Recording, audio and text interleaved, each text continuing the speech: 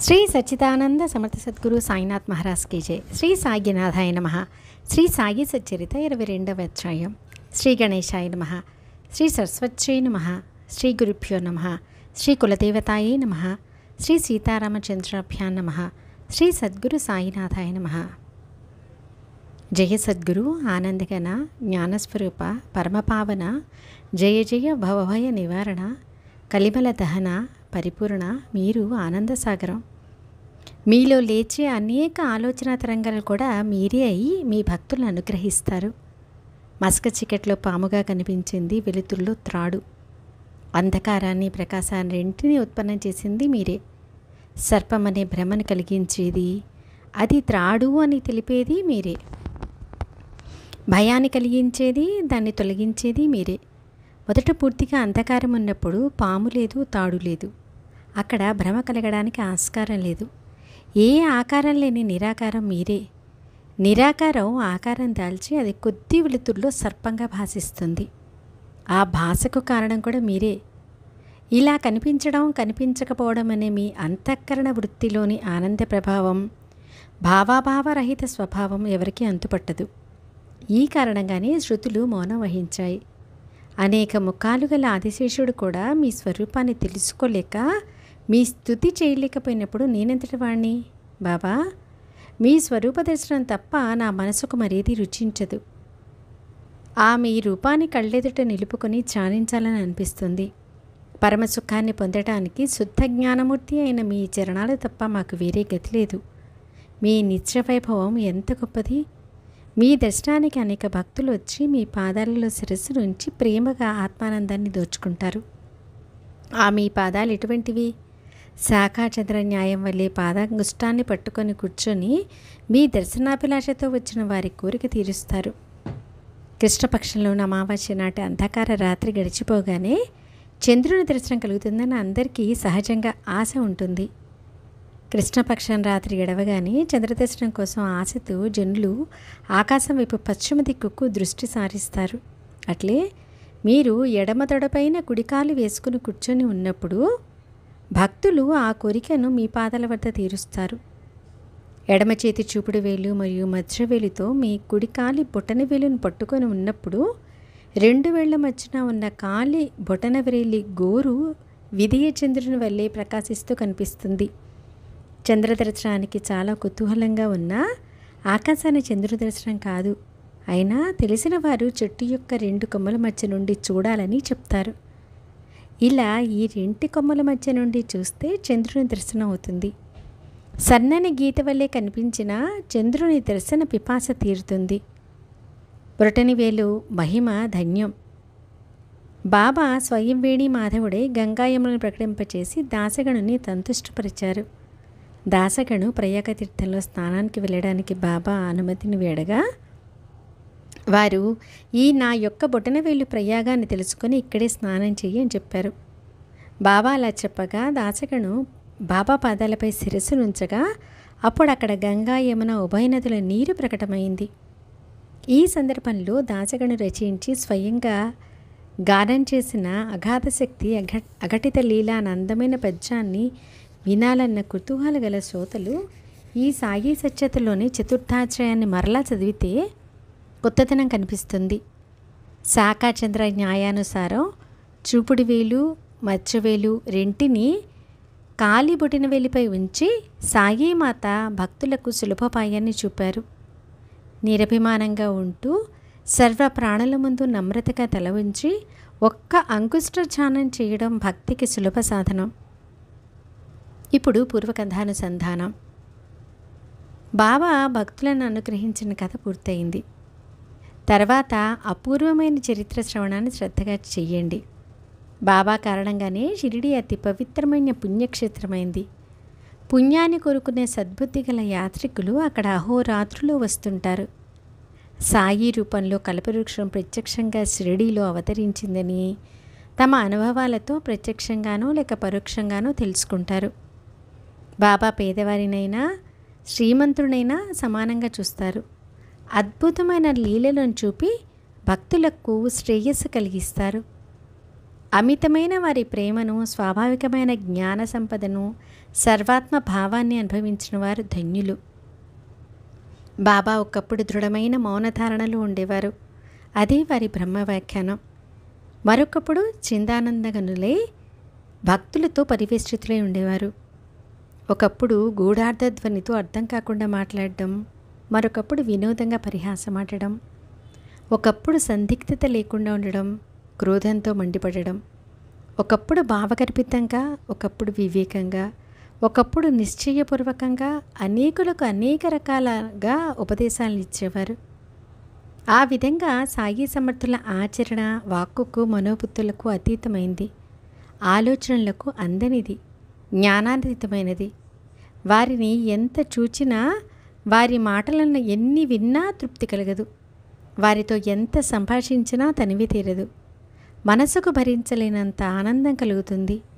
పర్జన్యధారలను లెక్కపెట్టవచ్చు, పెనుగాలిని మూటకట్టవచ్చు, కానీ సాయి యొక్క చమత్కారాలను ఎవరు తూచగలరు? ఇక తర్వాతి కథ. సాయికి భక్తుల్ని సంరక్షించడంలో ఉన్న చింతను మరియు వారు భక్తుల కష్టాలను నివారించడం గురించి స్వస్థచిత్తులై వినండి. బాబా భక్తుల గండాలను తెలుసుకొని సమయానికి సరిగ్గా వారికి ధైర్యాన్నిచ్చి వారి కష్టాలను నివారించి వారిని తమ పాదాల చెంత స్థిరపరిచేవారు. వారు ఎప్పుడూ భక్తుల శ్రేయస్సును కలిగించడంలోనే తత్పరులై ఉంటారు. ఈ విషయంలో శ్రవణంలో ఉత్సుకతను ఉన్న మీకు ఒక కథ ఆనందాన్ని కలిగిస్తుంది. సాయి సమాగమంలోని సుఖాన్ని పెంచుతుంది, భక్తులకు శ్రద్ధను కలిగిస్తుంది. హీనులు కానీ, దీనులు కానీ, పేదవారు కానీ సాయి కథల యందు భక్తి శ్రద్ధలు కలుగుతాయి. ప్రతి క్షణం సాయి నామాన్ని జపించే వారికి సాయి తీరాన్ని చేర్చుతారు. కాకాసాహెబ్ మీరీకర్ అహ్మద్నగర్ పట్టణ నివాసి. ప్రభుత్వ ప్రసన్నమై అతనికి సర్దార్ పదవి ప్రదానం చేసింది. అతని కుమారుడు కూడా కర్తవ్య తత్పరుడు. కోపర్గాం అమలుదారుగా ఉండగా చిత్రలీ పర్యటనకు వెళ్తూ బాబా దర్శనానికి షిరిడి వచ్చాడు. మసీదుకి వెళ్ళి బాబా చరణాలపై శిరస్సు నుంచాడు. అక్కడ క్షేమ సమాచార వార్తలు జరుగుతున్నాయి. అప్పుడు భక్తులు బాగా ఉన్నారు. మాధవరావు కూడా ఆ సమీపంలో ఉన్నాడు. విశేషమైన ఆ కథామృతాన్ని శ్రద్ధగా సేవించండి. బాబా భక్తజనులకు భవిష్యత్తులో జరిగే కష్టాలను సూచించి వానిని తప్పించుకునే ఉపాయాలను కూడా తెలిపి వారిని రక్షించడం గొప్ప చమత్కారం. బాబా మిరీకర్ను విచిత్రంగా, ఇది మన ద్వారకామాయి నీకు తెలుసా అని ప్రశ్నించారు. బాలాసాహెబ్కు అస్సలు అర్థం కాలేదు. అప్పుడు బాబా, ఇదిగో చూడు, ఇదే ద్వారకామాయి, ఇదే మన ద్వారకా మాత. మసీదులోని ఈమె ఒడిలో కూర్చున్న బిడ్డలను నిర్భయులను చేస్తుంది. వారికి దుఃఖమన్న మాటే ఉండదు. ఈ మసీదు మాత గొప్ప దయగలది. భావికులకు, అమాయకులకు తల్లి. ఎవరు ఏ అపాయాల్లో చిక్కుకున్నా ఈమె వెంటనే రక్షిస్తుంది. ఒక్కసారి ఈమె ఒడిలో కూర్చున్నారా, వారి కష్టాలు తొలగిపోతాయి. ఈమె నీడలో విశ్రమించిన వారు సుఖాల ఆసనాన్ని అధిష్ఠిస్తారు. ఈమెయే ద్వారావతి అని చెప్పి బాబా అతనికి విభూతినిచ్చి తమ అభయహస్తాన్ని తన శిరస్సుపై ఉంచారు.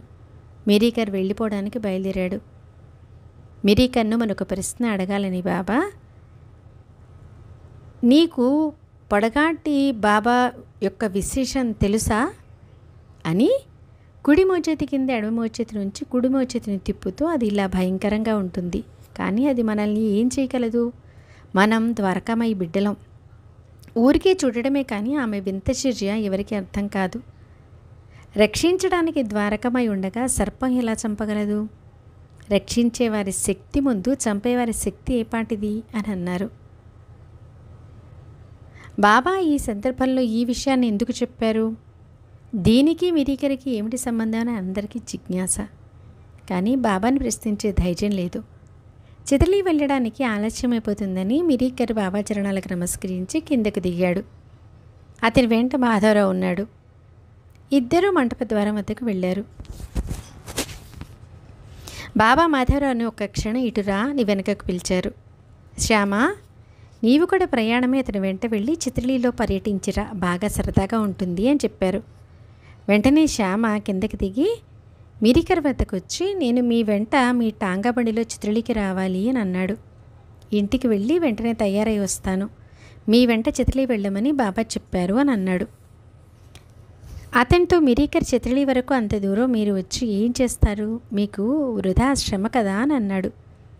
మాధవరావు వెనకకి వెళ్ళి అతని మాటను బాబాతో చెప్పాడు. బాబా సరే మంచిదే, మనదేం పోతుంది? మంత్రం, తీర్థం, ద్విజులు, దేవతలు, దైవజ్ఞులు, వైద్యులు, గురువు వీరి యందు ఎలాంటి భావం ఉంటే అలాంటి ఫలమే లభిస్తుంది. మనం ఎప్పుడూ మంచిని ఆలోచించాలి, యోగ్యమైన దాన్ని ఉపదేశించాలి. ఎవరి కర్మ ఎలా ఉంటే అట్లే తప్పకుండా జరుగుతుంది అని చెప్పారు. ఇంతలో మిరీకర్కి సందేహం కలిగింది. బాబా మాటల్ని పాటించాలి అని తలచి మాధవరావుతో చిత్రలికి పద అని మెల్లగా చెప్పాడు.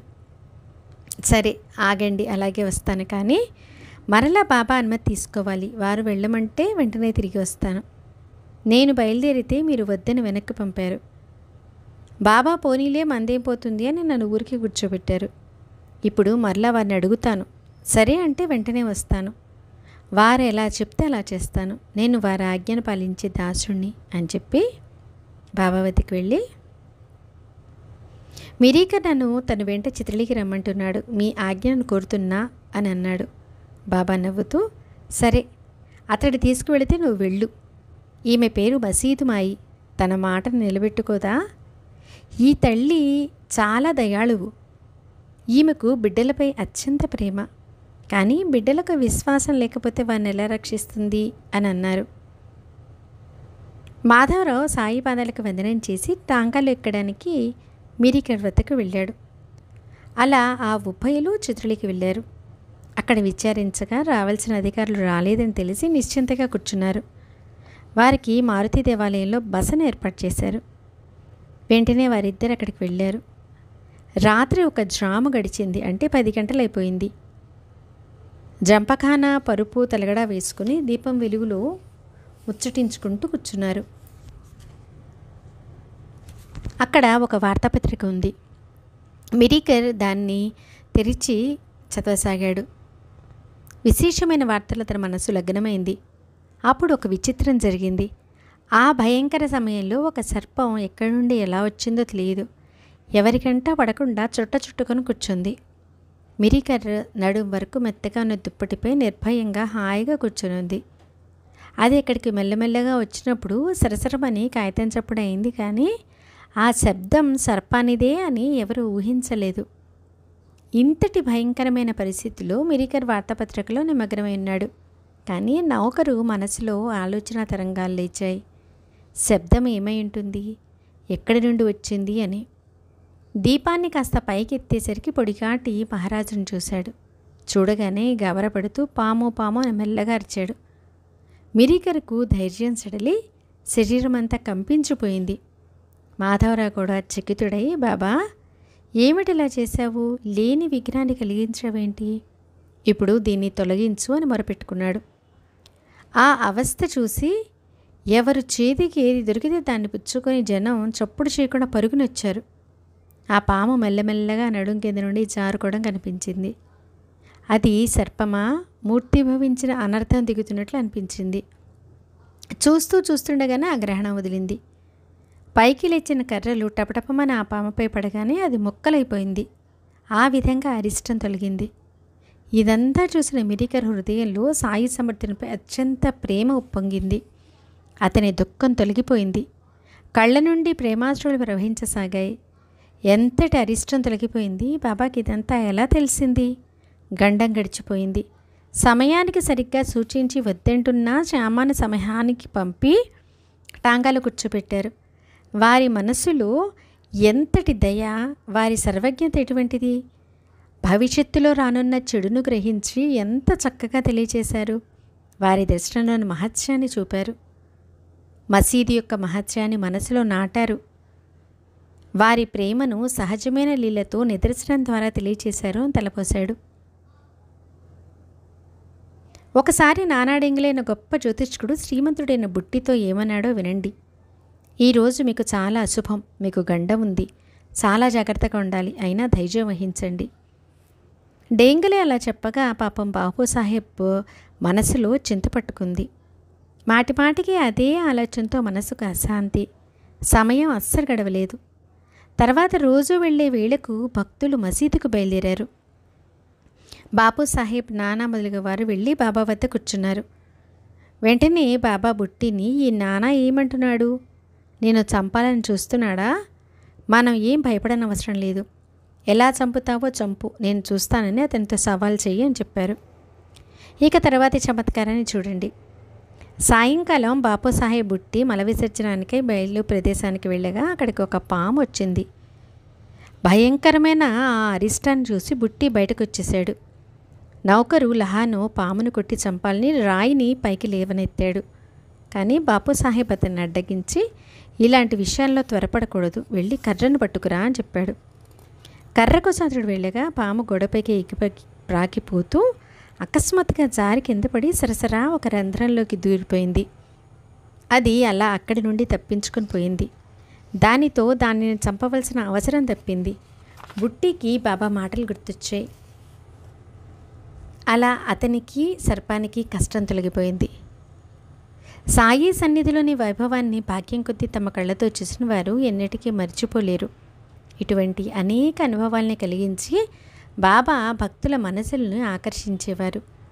వానిని వర్ణించాలంటే ఆ వర్ణన ముగిసిపోదు, కానీ కాగితాలు సరిపోవు. ఇటువంటిదే మరొక కథ. రాత్రి 2వ జాములో చావడి యందు బాబా ఎదుట ప్రత్యక్షంగా జరిగింది వినండి. కొప్పరగాం తాలూకాలోని కొరాలి అన్న గ్రామంలో అమీ సక్కర్ అనే వ్యక్తికి వంశపారపర్యంగా వచ్చిన పంట భూములున్నాయి. అతనికి సాయి పాదాల యందు భక్తి. అతడు కసాయి జాతికి చెందినవాడు. దళారీ వ్యాపారం చేసేవాడు. అతనికి బాంద్రాలో బాగా పలుకుబడి ఉంది. కానీ అత్యంత బలమైన కష్టం వచ్చి చాలా బాధపడ్డాడు. కష్టాలు వచ్చినప్పుడు దేవుడు గుర్తుకొస్తాడు. అమీరు తన వ్యాపారాన్ని మానివేశాడు. వ్యవహారాలన్నిటినీ ముగించుకొని షిరిడీకి పరుగుపెట్టాడు. పంచపాండవుల తల్లి కుంతి వనవాసంలోని అజ్ఞాతవాసంలో అనేక రకాల కష్టాలను, అపాయాలను సహించింది. అయినా దేవుణ్ణి కష్టాలనే ప్రసాదించమని ప్రార్థించింది. దేవా పరమేశ్వర, సుఖాలను కోరుకునే వారికి సుఖాలనివ్వు, కానీ నేను నీ నామస్మరణను ఎన్నడూ మర్చిపోకుండా నాకు నిరంతరం దుఃఖ పరంపరలను ఇవ్వు ప్రభు. ఇదే నేను కోరుకునేది. ఇవ్వాలనుంటే ఇదే ఇవ్వు. దీనివలన నీ నామస్మరణ కలుగుతుంది. ఇదే నా కంఠానికి అలంకారం. వక్త మరియు శ్రోతలు ఇలాగే అహర్నిశలు దీనినే సాయి పాదాల వద్ద కోరుకోవాలి. దేవా, మీ నామాన్ని మర్చిపోకుండా ఎల్లప్పుడూ మీ పాదాల వద్ద ఆశ్రయాన్ని ఇవ్వండి అని. అమీరు బాబాకు నమస్కరించి భక్తిగా బాబా హస్తాన్ని చుంబించాడు. తన వ్యాధిని గుర్చి సవిస్తరంగా మనవి చేసి ఆ దుఃఖం నుండి విమోచనం కలగచేయమని ప్రార్థించాడు. అతని సంధివాత రోగం పోయే ఉపాయం చెప్పమని ప్రార్థించాడు. ప్రశాంతంగా చావడిలో ఉండు అని బాబా ప్రత్యుత్తరం ఇచ్చారు.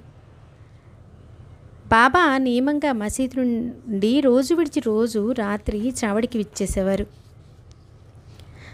అమీర్ అక్కడే ఉండేవాడు. అతడు సంధివాతంతో చాలా బాధపడుతున్నాడు. షిరిడి గ్రామంలో మరెక్కడైనా సుఖంగా ఉండేవాడు, లేదా కొరాలే వెళ్ళినా ఉండేవాడు. అక్కడ అతనికి చాలా గౌరవం. చావడి చాలా పురాతనమైంది. కింద పైన బాగా శిథిలమైపోయింది. అక్కడ తొండలు, బల్లులు, తేళ్ళు, పాములు స్వేచ్ఛగా విహరిస్తుంటాయి.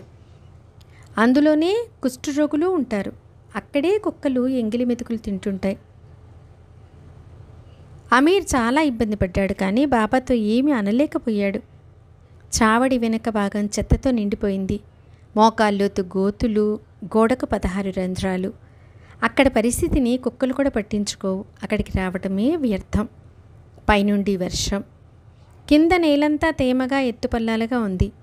కల్లోలంగా ఒకటే చలిగాలి. అమీరుకు మనసులో చింత. శరీరంలోని కీళ్లు పట్టుకుని పోయాయి. గాలివానతో ఆ స్థలం బాగా తడిసిపోయింది. కానీ బాబా వచనాలే ఔషధం. గాలివాన వచ్చినా నీళ్ళ తడిగా ఎత్తు పల్లాలుగా ఉన్నా సరే ఇక దాని విషయం ఆలోచించనే కూడదు. ఆ ప్రదేశం సందేహాస్పదంగా ఉన్నా అక్కడ అతనికి సాయి సాన్నిధ్యం మహాప్రసాదం. వారి వచనాలు ఔషధం అని తలచి సుఖంగా ఉన్నాడు. చావడి మెట్లెక్కగానే ఎదుటనున్న మధ్యభాగంలో పరుపు పరుచుకొని అక్కడ అమీర్ చక్కెర 9 నెలలు ఉన్నాడు. సంధివాతం అతని శరీరం అంతా అలుముకుంది. ఆ జబ్బుకి అక్కడి వాతావరణం విపరీతమైంది. కానీ అతని దృఢ విశ్వాసం కారణంగా అది సరిపోతుంది. అతడక్కడ 9 నెలలు ఉండాలని బాబా నియమం పెట్టారు. మసీదుకు కూడా వెళ్ళడానికి దర్శనానికి ఆంక్ష విధించారు. అయినా చావడి వంటి ప్రదేశాన్ని నియమించడం వల్ల అతనికి రోజు ఉదయం సాయంకాలం ఏ ప్రయాస లేకుండా బాబా దర్శనం లభించేది. అంతేకాక రోజు విడిచి రోజు 2 పూటలా చావడిలో జరిగే వైభవాన్ని కళ్ళారా చూసే అవకాశం కూడా లభించింది. బాబా రోజు ఉదయం భిక్షకు వెళ్ళేటప్పుడు చావడి మీదుగానే వెళ్ళాలి. అలా వారు వెళుతున్నప్పుడు తిరిగి వస్తున్నప్పుడు వారి దర్శనం అమీర్కు తన చోటు కదలకుండానే లభించేది. అట్లే రోజు సాయంకాలం బాబా చావడిట నుంచొని చూపుడు వెల్లునో తలను ఊపుతూ దిక్కులకు వందనం చేసేవారు. అక్కడి నుండి వెనకకు మరలి సమాధి మందిరం మూల వరకు వెళ్ళి భక్తులు వెంటరాగా మసీదుకు తిరిగి వెళ్ళేవారు. చావడికి రోజు విడిచి రోజు వచ్చేవారు. వారిద్దరి మధ్య నామమాత్రంగా ఒక పలకల తలుపు పరదావలే అడ్డు ఉండేది, అంతే. అమీరు బాబా ఆ ఇద్దరికి ముచ్చటించుకోవటం సరదా. చావడిలోనే పూజ, అక్కడే హారతి చేసి భక్తులు తమ ఇళ్లకు వెళ్ళిపోయేవారు. అటు తర్వాత వారిద్దరు ప్రశాంతంగా కబుర్లు చెప్పుకునేవారు. అమీర్కు అది బందీఖానా వలె ఉన్నా నిజానికి సాగి సాంగత్యం ఎంతో భాగ్యం. లేకపోతే అటువంటి సుఖాన్ని, ఆనందాన్ని అనుభవించటం ఎవరికైనా దుర్లభం. అయినా కూడా అమీర్కు విసుగెత్తిపోయింది. ఒకే చోట ఉండటం బందీఖానా వలె అనిపించింది. ఏ ఊరికైనా వెళ్దామా అనిపించింది. స్వతంత్రాన్ని కోరుకునే వారికి పారతంత్రం నచ్చుతుందా? ఈ బందీఖానా చాలు అని అతనికి అనిపించింది. బాబా అనుమతి లేకుండానే తనకు నియమించిన ప్రదేశాన్ని విడిచి కోపరగామకు వెళ్ళి ఒక ధర్మశాలలో ఉన్నాడు. అక్కడ జరిగిన చమత్కారాన్ని వినండి. చావడానికి సిద్ధంగా ఉన్న ఒక ఫకీరు దాహంతో చాలా బాధపడుతూ ఒక గుక్కెడు నీరు తాగించమని అడిగాడు. అమీర్కు జాలి కలిగి అతనికి నీరు తాగించాడు. నీరు తాగిన వెంటనే ఫకీర్ శరీరం నిశ్చర్చగా పడిపోయింది. అతనికి ప్రాణం పోయింది. ఆ దరిదాపుల్లో ఎవరూ లేరు. పైగా అది రాత్రి సమయం. పాపం అమీరు గాబరపడిపోయాడు. ఉదయాన్నే ఫకీరు ఆకస్మిక మరణానికి విచారణ జరుగుతుంది. దోషిని పట్టుకుంటారు. ప్రభుత్వ విచారణ జరుపుతుంది. నిజంగా జరిగిన దానిని చెప్తే ఎవరు నమ్ముతారు? సాక్షుల విచారణలో తేలిన దాన్ని బట్టి న్యాయం జరుగుతుంది. నేనే అతనికి నీరు తాగిస్తుంటే అకస్మాత్తుగా ఫకీరు ప్రాణాలు పోయాయి అని జరిగిన సత్యాన్ని చెప్తే నేను పట్టుబడిపోతాను. అతని మృతికి నేను కారణమని ముందు నన్ను పట్టుకుంటారు. తర్వాత ఇప్పుడు నిజం తెలిసాక నేను నిరపరాధనని నిశ్చయమవుతుంది. కానీ అంతవరకు పరిస్థితిని భరించలేను. అందువల్ల వెంటనే వచ్చిన దాన్నే పారిపోవాలి అని నిశ్చయించుకున్నాడు. అలా అమీరు ఎవరూ చూడకుండా రాత్రికి రాత్రి అక్కడి నుండి బయలుదేరాడు. వెనకకి తిరిగి చూస్తూ ముందుకు నడుస్తూ దారి పొడుగునా బాధపడ్డాడు. చావడిని చేరుకునే వరకు మనసుకు శాంతి లేదు అని చింతిస్తూ అమీరు షిరిడీకి పయనమయ్యాడు. బాబా ఇలా చేశారేమిటి? ఇదెక్కడ పాపం ముంచుకొచ్చింది? ఇది నా కర్మే ఇలా ఫలించింది అని నాకు బాగా తెలిసింది. సుఖం కోసం చావడిని వదిలిపెట్టాను. అందుకే నాకు ఈ శిక్ష. బాబా, ఇప్పుడు నన్ను ఈ కష్టం నుంచి బయటికి లాగి తీసుకుని వెళ్ళి షిరిడీలో పడవేయండి అని అనుకున్నాడు. వెంటనే అమీర్ ఆ శవాన్ని ఆ ధర్మశాలలో వదిలి ఆ రాత్రికి రాత్రే బయలుదేరాడు. బాబా బాబా అంటూ నోటితో అంటూ కరుణించమని వేడుకుంటూ చావడికి చేరుకొని ప్రశాంతతను పొందాడు. ఇలా జరిగాక అతడు లెంపలు వేసుకుని చెడు మార్గాన్ని వదిలి మంచిగా ప్రవర్తించసాగాడు. అలా అతడు బాబాపై విశ్వాసంతో వాతం జబ్బు నుంచి తేరుకున్నాడు. తర్వాత జరిగిన దానిని వినండి. చావడి మొత్తం 3 భాగాలు. ఆగ్నేయమూల బాబా ఉంటారు. 4 పక్కల చెక్క పలకలు మూయబడి ఉండేవి. బాబా అందులో శయనించేవారు. రాత్రంతా దీపాలు వెలిగించి ఉంచేవారు. ఎల్లప్పుడూ బాబా వెలుగులో పడుకునేవారు. ఫకీరులు, బైరాగులు బయట ప్రదేశంలో చీకట్లో ఉండేవారు. బహుశా అమీర్ కూడా వారిలో ఒకడు కావచ్చు. అటూ ఇటూ ఇతరులు కూడా ఎంతోమంది అక్కడే అడ్డంగా చేరబడు లేక నిద్రపోతూనే ఉండేవారు. బాబాకు వెనుకవైపు సామాను ఉంచే గదిలో పరమవిరాగి, సేవాతత్పరుడైన అబ్దుల్లా అనే భక్తుడు ఉండేవాడు. ఒకరోజు అర్ధరాత్రి బాబా గట్టిగా కేకలు వేస్తూ అబ్దుల్లాని పిలిచి, నా పక్కలో ఒక దయ్యం వచ్చి చేరింది చూడరా అని అన్నారు. బాబా బిగ్గరగా మరలా పిలవగా అబ్దుల్ దీపాన్ని చేతిపచ్చుకుని వచ్చాడు. బాబా గట్టిగా కేకలు వేస్తూ, ఇప్పుడు అది ఇక్కడే ఉండింది కదా అని అన్నారు. అంతా బాగా చూశాను, నాకు అక్కడ ఏది కనిపించలేదు అని అబ్దుల్ చెప్పాడు. కళ్ళు తెరిచి సరిగ్గా చూడరా అని బాబా మరలా చెప్పారు. అబ్దుల్ అంతా తిరిగి తిరిగి చూశాడు. బాబా తమ సటకాతో నేలపై కొడుతుంటే బయట నిద్రపోతున్న జనం మేలుకొని చూడసాగారు. అమీర్ శక్కర్ కూడా మేలుకొన్నాడు. ఇవాళ ఇదేం గొడవ? ఈ అర్ధరాత్రప్పుడు మాటిమాటికి సటకా దెబ్బలు ఎందుకబ్బా? బాబా లీలకని ఇక్కడి నుండో పాము ప్రవేశించింది అని బాబాకు తెలిసిందని అమీర్కి అర్థమైంది. అతనికి బాబా యొక్క స్వభావం బాగా అనుభవపూర్వకంగా తెలుసు. బాబా మాట్లాడే పద్ధతి తెలుసు. పరిస్థితిని అంతా అర్థం చేసుకున్నాడు. భక్తులకు ఏదైనా అరిష్టం సంభవిస్తే బాబా అది తమకే కలిగినట్లు చెప్తారు. బాబా యొక్క ఆ భాష అమీర్కు అవగతం. అందువల్ల అతడు విషయం అర్థం చేసుకున్నాడు. ఇంతలో అతని పక్క వద్దే ఏదో కదులుతున్నట్లుగా అనిపించింది. వెంటనే అబ్దుల్ ఇక్కడికి దీపం పట్టుకురా అని అమీర్ అరిచాడు. దీపం బయటికి తీసుకుని రాగానే ఆ వెలుతురులో చుట్టుకుని ఉన్న పాము కనిపించింది. పాము తలను కిందకు పైకి కదిలిస్తోంది. జనం దాన్ని అక్కడే చంపేశారు. అది బాబా యొక్క మహదోపకారం అని తలచి బాబా తమ విచిత్ర పద్ధతితో ఎట్లా భక్తుల్ని జాగరూకులం చేస్తారు కదా అనుకున్నాడు. ఎక్కడి దయ్యం, ఎక్కడి దీపం, సమయానికి సరిగ్గా మేలుకొల్పి భక్తులను కష్టాల నుంచి కాపాడటం కోసమే వారి యుక్తి. ఇటువంటి అసంఖ్యాకమైన పాముల కథలను బాబా చరిత్రలో వర్ణించవచ్చు. దీనివల్ల ఈ గ్రంథం విస్తారమైపోతుంది. అందువల్ల సంక్షిప్తంగా చెప్పాను. పాము, తేలు నారాయణన అంశాలే అని ఈ భక్త తుకారం వచనం. దూరం నుండే వానికి వందనం చెయ్యాలని కూడా అతనే అన్నాడు. కానీ అవి అధమజాతికి చెందినవి కనుక వానిని చెప్పులతో శిక్షించాలని అన్నాడు. అందువల్ల క్రూర జీవులతో ఎలా ప్రవర్తించాలో నిశ్చయంగా తెలియదు. పరమేశ్వరుని నియమం ప్రకారం ఆయా జీవుల స్వభావధర్మాన్ని అనుసరించి వారికి పనులు ఉంటాయి. ఇదే ఇందులోని మర్మం. దీనికి బాబా సమాధానం ఒక్కటే. జీవులన్నీ సమానం. అన్నిటియందు అహింసాభావం ఉండాలి. పాము కానీ తేలు కానీ అన్నిటికీ అధిష్టానం ఈశ్వరుడే. ఆయన సంకల్పం లేనిదే ఎవరైనా ఏ అపాయానైనా చేయగలరా? ఈ విశ్వమంతా ఈశ్వరుని ఆధీనంలో ఉంది. ఇక్కడ ఏదీ స్వతంత్రం కాదు. ఇది బాబా తెలియచేసిన అనుభవ జ్ఞానం. కానీ మనం దురభిమానాన్ని వదిలిపెట్టాం. ఒక తేలు చెరువులో పడి ఉక్కిరి బిక్కిరే తల్లడిల్లుతూ నీళ్లలో మునిగిపోతుంటే ఒకడు ఆనందంగా చప్పట్లు కొడుతూ, నీవు ఇలాగే మమ్మల్ని బాధ పెడతావు కదా అని అన్నాడు. ఆ చప్పట్లను విని మరొకడు పరిగెత్తుకుని వచ్చి తేలు నీటిలో మునకలు వేస్తుంటే కరుణతో కరిగిపోయాడు. తేలు దగ్గరికి వెళ్ళి పటకారతో దాన్ని బయటికి తీశాడు. తేలు తన జాతి స్వభావంతో అతని బొట్టని వెళ్ళి కుట్టింది. మన జ్ఞానం ఇక్కడ ఏం పనికి వస్తుంది? మనం అన్ని విధాలా పరాధీనులం. మన బుద్ధిదాత నారాయణుడు. అతడు ఎలా జరిపిస్తే అలా జరుగుతుంది. అనేక మందికి అనేక అనుభవాలు ఉన్నాయి. నేను నా అనుభవాన్ని కూడా చెప్తాను. సాయిబాబా యొక్క వచనాల యందు విశ్వాసం ఉంచి వారిని గౌరవించాలి.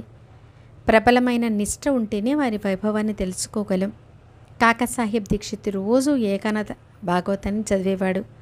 అలాగే ప్రతి నిత్యం రాత్రి భావార్థ రామాయణాన్ని పఠించేవాడు.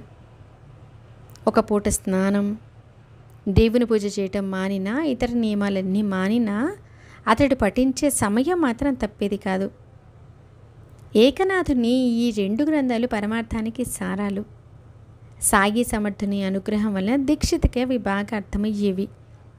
అద్వితీయమైన మధురమైన ఈ గ్రంథాల్లోని ఆత్మజ్ఞానం, వైరాగ్యం, నీతి, ఈ మూడింటి జ్యోతి దేదీప్యమానంగా ప్రకాశిస్తుంది. ఆ బోధామృత పాత్రను భాగ్యం కొద్దీ నోటికి అందుకున్నవారు త్రితాపాలు ఉపశమించి మోక్షం ప్రాప్తిస్తుంది. సాయిబాబా కృప వలన దీక్షిత్కి శ్రవణం చేయడానికి శ్రోతలు లభించే యోగం, నాకు కూడా భాగవత శ్రవణం చేసే అవకాశం లభించింది. దానివల్ల నాకు ఉపకారం జరిగింది. ఆ పవిత్ర కథను వినడానికి పగలు రాత్రి వెళ్ళసాగాను. దానివల్ల భాగ్యం కొద్దీ చెవులను పవిత్రం చేసే ఈ కథాశ్రవణం లభించింది. ఒక రాత్రి పరమ పవిత్రమైన కథాశ్రవణం జరుగుతుండగా విచిత్రమైన కథ జరిగింది.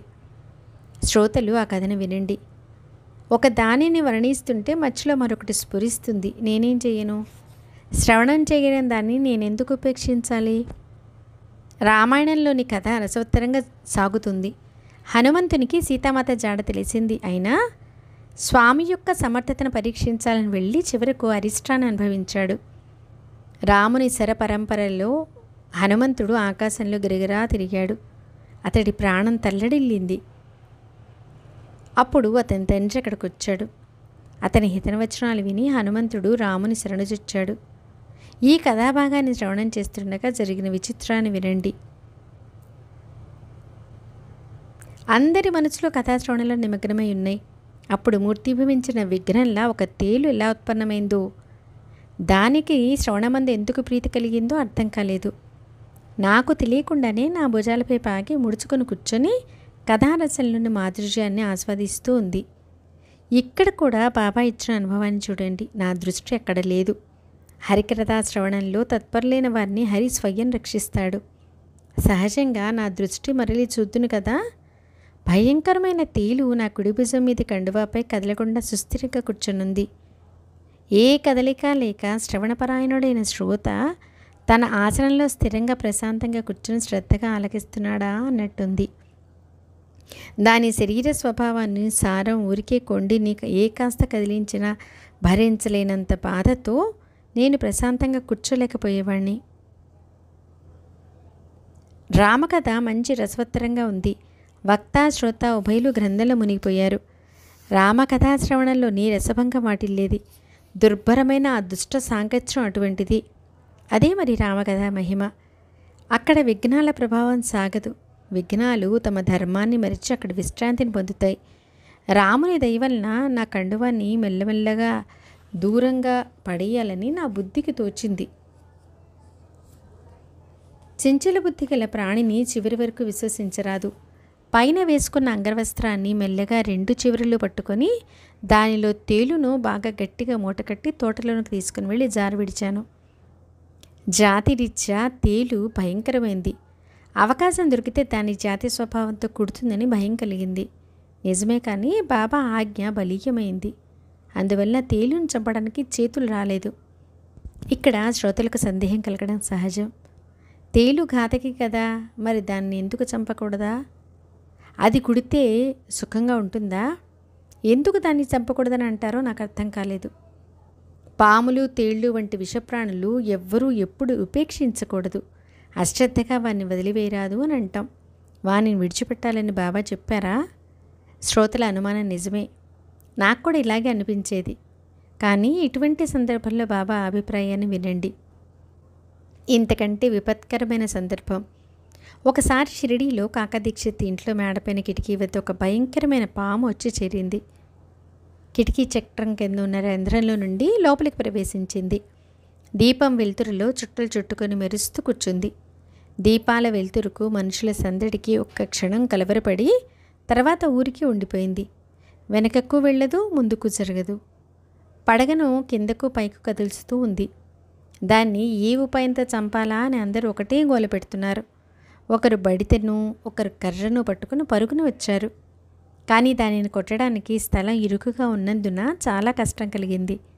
సహజంగా అది పాకుతూ గోడపై నుండి కిందికి దిగితే ప్రథమంగా నా పరుపు చుట్ట వద్దకు వచ్చి ఉంటే దాంతో నాకు మహా కష్టం కలిగేది.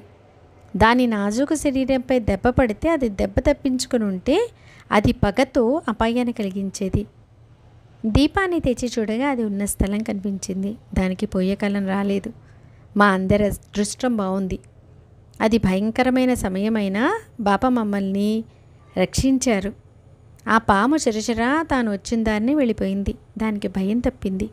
ఇతరులకు కూడా నిర్భయం కలిగింది. దాంతో అందరికీ సుఖం కలిగింది. అప్పుడు ముక్తారాం లేచి పాపం పాము తప్పించుకొని పారిపోవడంతో బతికిపోయింది. ఆ రంధ్రం నుంచి వెళ్ళిపోకపోతే తనకి ప్రాణం పోయేది అని అన్నాడు. అతని దయాద్ర దృష్టి నా మనసుకు బాధ కలిగించింది. దుష్టజీవులపైన దయ ఎందుకు? ఇలా అయితే సృష్టిలోకి వ్యవహారాలే సాగుతాయి.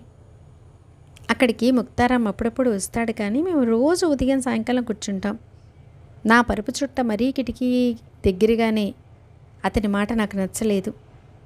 అతడు పూర్వపక్షాన్ని వహిస్తే నేను ఉత్తరపక్షాన్ని చేపట్టాను. ఒకటే వాదోపవాదాలు. చర్చలు బాగానే సాగాయి. నిర్ణయం ఏం తేలలేదు.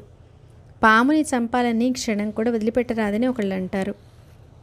నిరపరాధ జీవిని ఎందుకు హింసించాలని మరొకరు అంటారు. ఒకరు ముక్తారాం మాటను వ్యతిరేకించి నా మాటను ఒప్పుకున్నారు. అలా పరస్పర వాదన బాగా పెరిగింది. చివరికి ఏం తెలియలేదు. ముక్తారాం కిందకి వెళ్ళిపోయాడు. నేను నా స్థలాన్ని మార్చాను. కిటికీ రంధ్రానికి ఒక చెక్క ముక్కను కొట్టి పడుకోవడానికి పక్కబడ్డలు పరుచుకున్నాను. నిద్రతో కళ్ళు మూతలు పడుతున్నాయి. భక్తులు నిద్రపోవడానికి వెళ్ళిపోయారు. నేను ఆవలించసాగాను. వాదం దానంతటదే ఆగిపోయింది. అలా ఆ రాత్రి గడిచి తెల్లవారింది. కాలకృత్యాలు తీర్చుకొని ముఖం కడుక్కున్నాను. బాబా లేండి నుండి తిరిగి వచ్చారు. మసీదులో జనం గుమికూడారు. రోజులాగానే నేను ప్రాతకాలం మసీదుకు వెళ్ళాను. ముక్తారాం మొదలైన భక్తులు వచ్చి వారి వారి స్థానాల్లో కూర్చున్నారు. ఒకరు చేతిలో పొగాకు నలుపుతూ ఉంటే మరొకరు బాబా యొక్క చిలుంగొట్టాన్ని నింపుతున్నారు. ఒకరు బాబా పాదాలను చేతులను పడుతున్నారు. అలా వారి సేవ జరుగుతూ ఉంది. బాబాకు అందరి మనోవృత్తులు తెలుసు. గత రాత్రి వాడాలో దేని గురించి వాదోపవాదాలు జరిగాయని మెల్లగడిగారు. నేను బాబాతో జరిగిందంతా చెప్పాను. ఇటువంటి పరిస్థితిలో పామును చంపాలా చంపకూడదా అని అడిగాను. బాబా ఒక్కటే విషయం చెప్పారు. పామైనా తేలైనా అన్నింటిలోనూ ఈశ్వరుడు విరాజమానుడై ఉంటాడు. అందువల్ల అన్నిటినీ ప్రేమించాలి. ఈశ్వరుడు ఈ జగత్తుకు సూత్రధారి. అన్ని జీవులు ఆయన ఆజ్ఞానుసారం ప్రవర్తిస్తాయి. పాము కానీ తేలు కానీ ఈశ్వరుని ఆజ్ఞకు వ్యతిరేకంగా ప్రవర్తించవు. అందువలన ప్రాణులన్నింటిలోనూ ప్రేమతో దయతో చూడండి. సాహసాన్ని వదిలి సహనాన్ని వహించండి. శ్రీహరి అందరినీ రక్షిస్తాడు అని చెప్పారు. ఈ విధంగా సాయిబాబా యొక్క కథలు అనేకం చెప్పవచ్చు. శ్రోతలు వీనిలోని సారాంశాన్ని గ్రహించాలి. తర్వాత అధ్యాయం ఎంతకంటే మధురమైంది, భక్తి శ్రద్ధలతో కూడుకుంది. భక్త దీక్షిత్ విపరీతమైన కఠిన పరిస్థితుల్లో మేకను చంపడానికి సిద్ధపడతాడు. స్వస్తి శ్రీ సొంత సచ్చిన ప్రేరితము భక్త హేమాడపంత విరచితమైన శ్రీ సాయి సమర్థ చరిత్రలో అపమృత్యు నివారణమను 22వ అధ్యాయం సంపూర్ణం. సద్గురు శ్రీ సాయినాథార్పణమస్తు. శుభం భవతు. సచ్చిదానంద సమర్థ సద్గురు సాయినాథ్ మహారాజ్ కీ జై.